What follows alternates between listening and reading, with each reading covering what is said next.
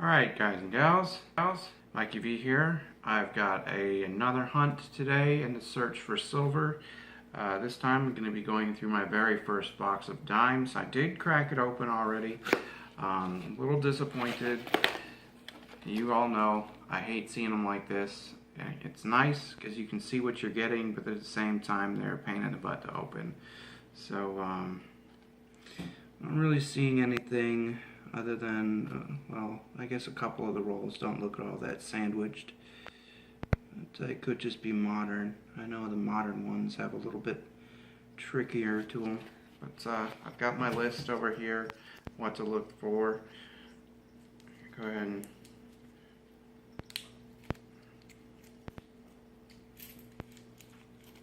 never open these with a knife.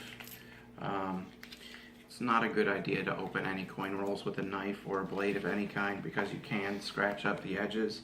I know a few people that I've watched do. I mean, to each their own, I suppose.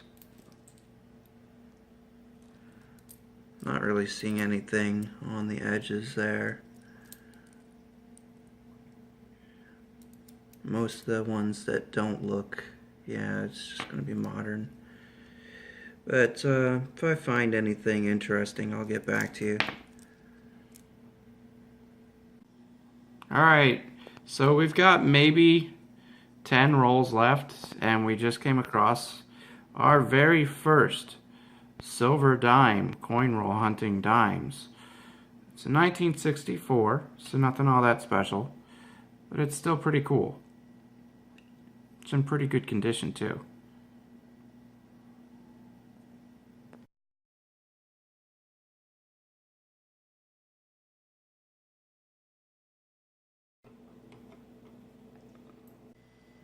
Alright, final roll. I saved this one for last because I noticed, I don't know if you can see what I can, but right there between my thumbs appears to be a bit of silver.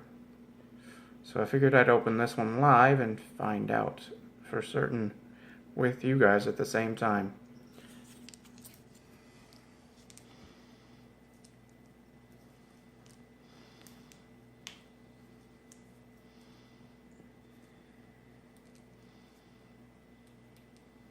Could just be a modern clad. They've gotten really good at hiding the sandwiching on the modern coins. So I'm going to try to keep this as intact as I can for the roll. Yeah, look how shiny that is. That has to be silver. I'll be disappointed if it isn't. Doesn't look like it is, unfortunately. It's a 2016 Denver. Bummer. But go through everything else. 2013,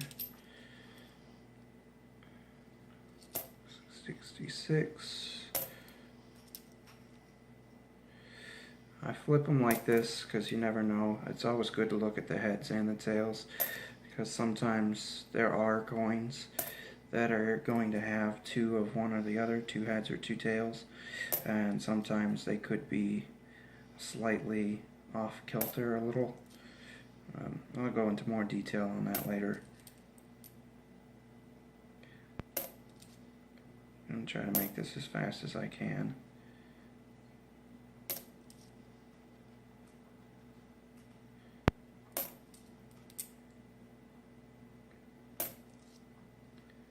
As you can see, I've got a pile of coins that are just going to go straight back to the bank.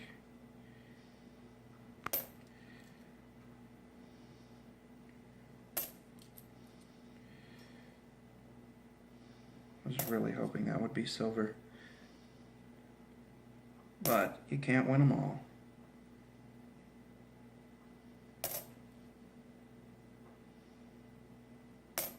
And that's the fun of coin roll hunting, is it's like a treasure hunt. You never know what you're going to find. You could find a bunch on one roll, nothing in the next. But if you don't find anything, Don't let it discourage you.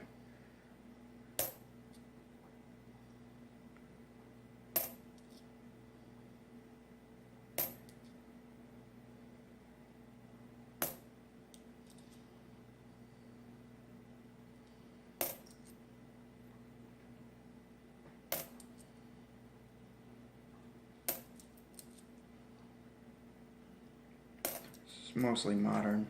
There's a few old ones in here, but nothing really worth mentioning.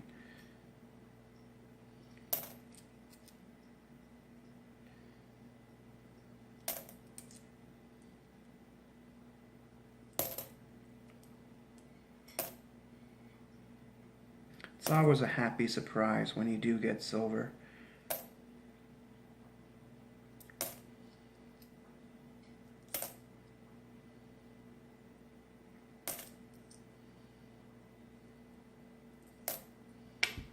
Oops.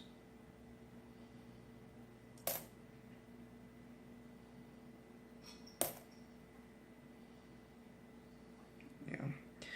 No, a bunch of nothing, but a little bit over here you can see off to the side we've got some of the ones we pulled, and I'll show those a little bit more detail.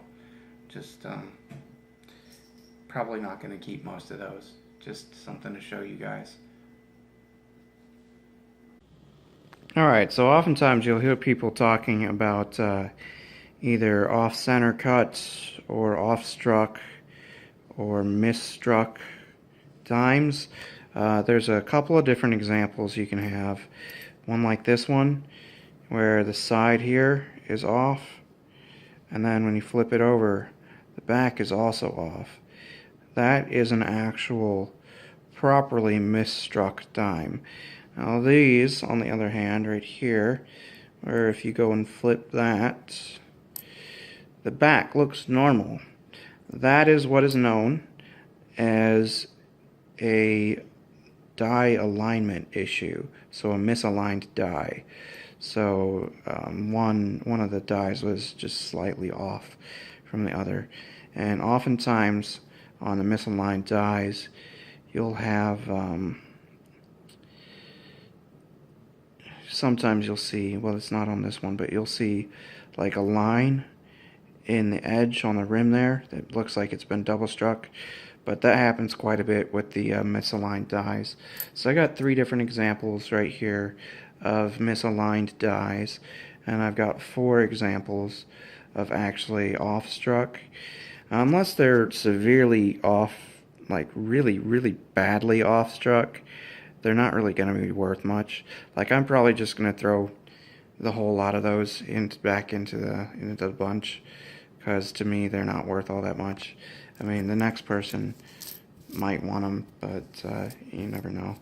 I had a bunch more examples, but those were just some of the better ones. And then you've got I don't know how well you can see that on this one, but that is a lamination error. You'll come across that every now and then, where part of the lamination on the die has peeled off and you don't get quite as brilliant of a strike on the coin. And then another little oddity, a little bent up dime, but that's just going to go right back in the pile. I'm probably going to keep the lamination error just because it's interesting. Another little fun find for the day is this that appears to be somebody's metal detecting find that they've gone and taken back to the bank. So it wouldn't get that dirty unless it'd been buried. And a couple other little oddities. You see that little dimple in the date there, but when you turn it over, rather than being a bubble, it's just somebody's gone and tried to punch a hole through it and failed. Like they were going to turn it into a necklace and decided not to. That'll just go back as well. And I did, oh, well, if it'll zoom, I did get one Canadian dime, surprisingly, but it's a modern one. It's 2008, so nothing all that great. Let's see, Queen Elizabeth there. I always flip those wrong. I keep forgetting that they flip sideways, not like ours. But yeah, 2008. That'll just go back. And then we have, last but not least,